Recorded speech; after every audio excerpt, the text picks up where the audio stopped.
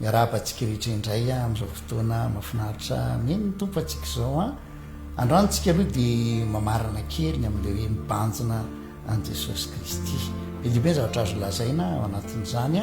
saingy ny herinandro manaraka tsika diditra roa hevitra hafa indray amin'izao teny fiainana izao. Androantsika dia resaka momba ny zava-misy amin'izao andro efa mahakaiky dia akaiky ny fiaviany Jesosy Kristy eny amin'irao ny lanitra. Izany dia andrandray ny zanak'Andriamanitra rehetra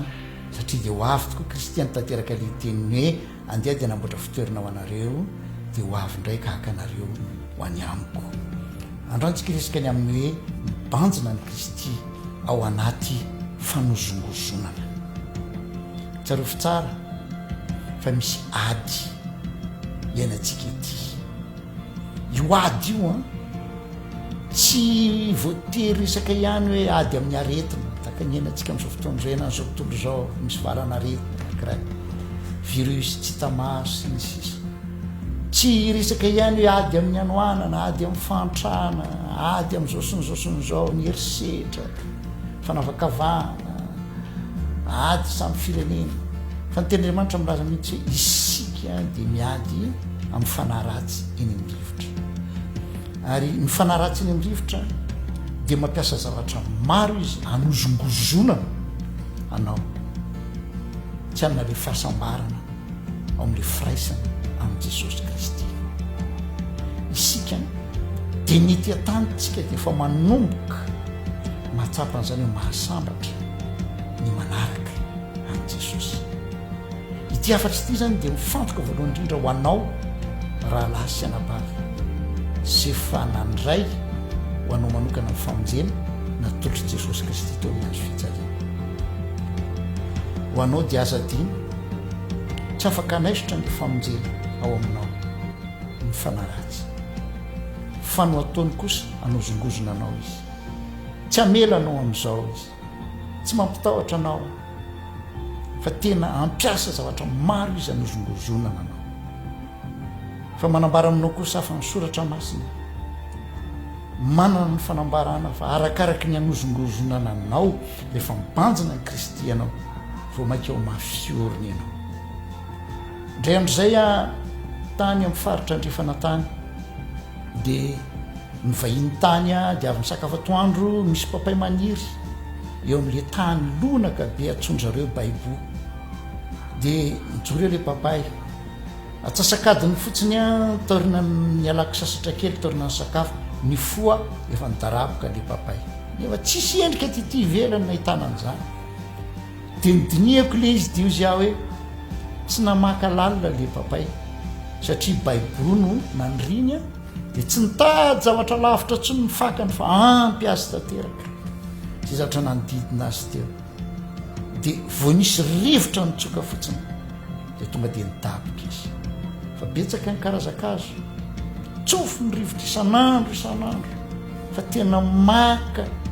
toerana lalina ny ambanin'ny tany any ny fakany dia misy ary azo zay na misy cyclone tsy mihinjery izy.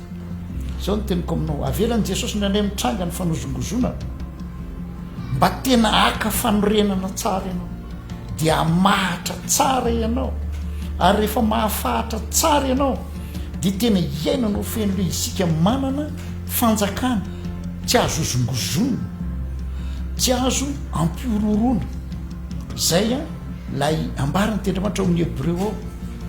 dia Andriamanitra efa nyteny ray maka hoe ampiororoko ny lanitra sy ny tany dia izay zavatra tsy maharitra dia mirotana fa zay maharitra kosa tafajoro. Ianao lay efa nandray ny famonjen'i Jesosy Kristy, ianao le tena atsoka hoe kristiana, tsy resaka fomba mpivavahana, tsy resaka anara-piangonana, tsy resaka titra entina fa ianao le nandray ny famonjen'i Jesosy Kristy, ianao le zanak'Andriamanitra. Dia izao no teniko aminao, banjin'i Jesosy. Zao vanim-potoana izao tena mihamafy ny fanozongozonana ao anatin'ny aretina, aiza ianao Jesosy, ao anatin'ny olana, aiza ianao Jesosy.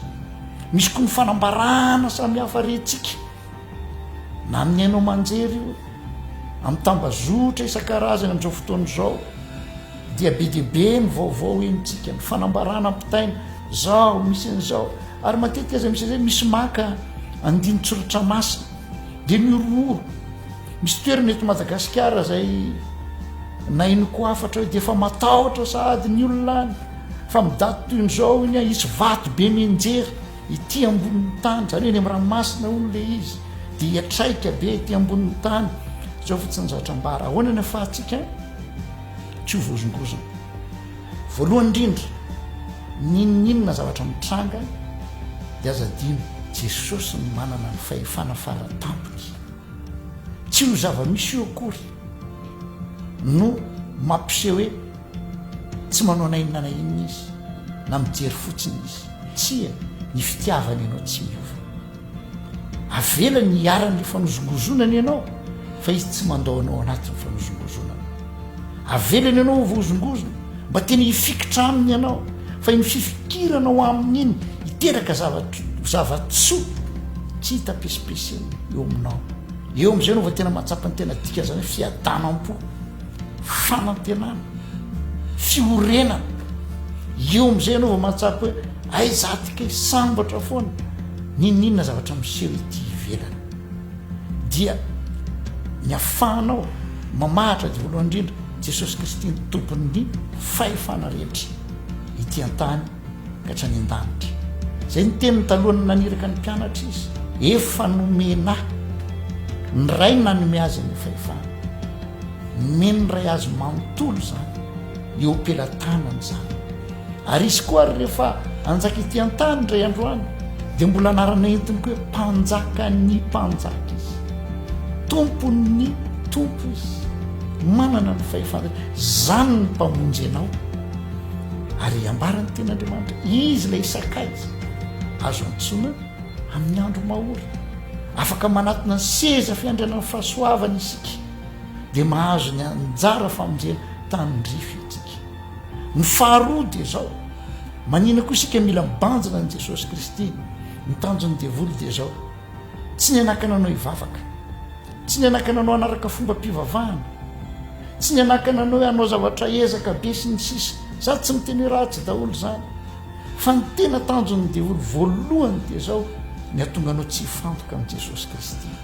ny atonga anao nafahatsapana hoe mbola misy famonjena anekafa mbola misy anarana hafa mety azahoan'ny olona famonjena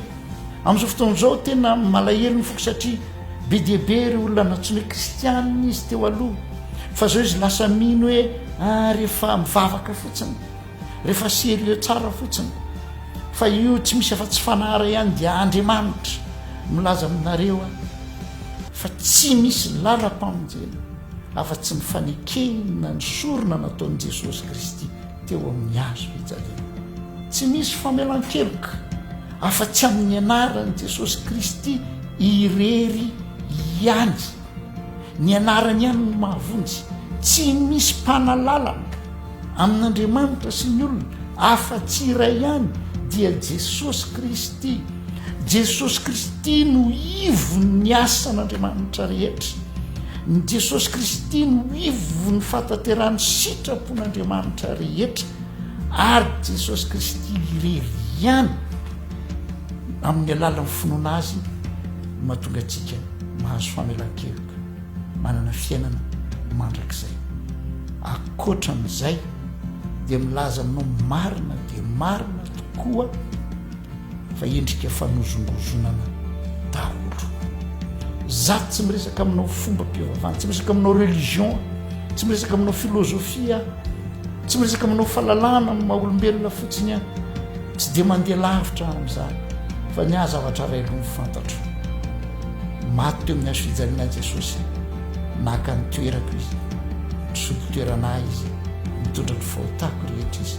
mandatsaka ny rano izy ho famelana ny eloko rehetra ary amin'ny alalan'ny fonoko azy manana fiainana mandrakizay efa nampiraisina tamin'ny fahafatesany efa nampiraisina tamin'ny fandevenana azy ary efa nampiraisina endrika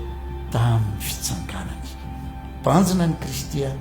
tsy ho vozongozona mandrakizay fa manambara hoe Kristy ny tompo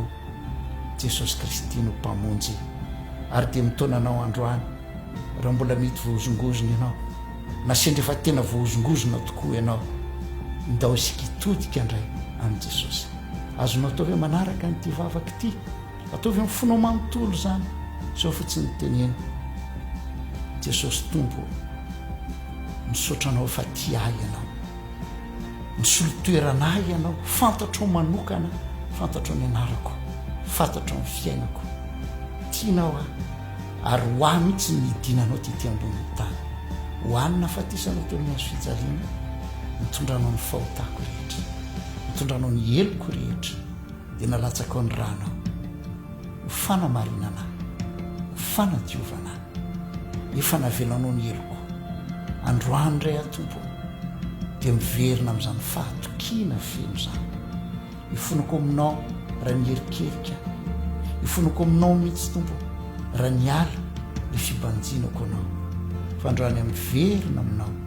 banjina anao, ifantoka aminao ary te hiverinako amin'le fifandraisana manokana, fifandraisana mivantana, fifandraisana tsy mety tapitra eo aminao tompo, fa ianao ny fiainako, ianao ny fanantenako. Amin'ny lalan'izany vavaka izany tompo dia mino ka mampahery andray ianao, hitantanahy ianao, tsy antehitra amin'ny herin'ny tenako sy ny ezaky ny tenako fa mitsahatra aminao dia matoky anao misaotra tompo.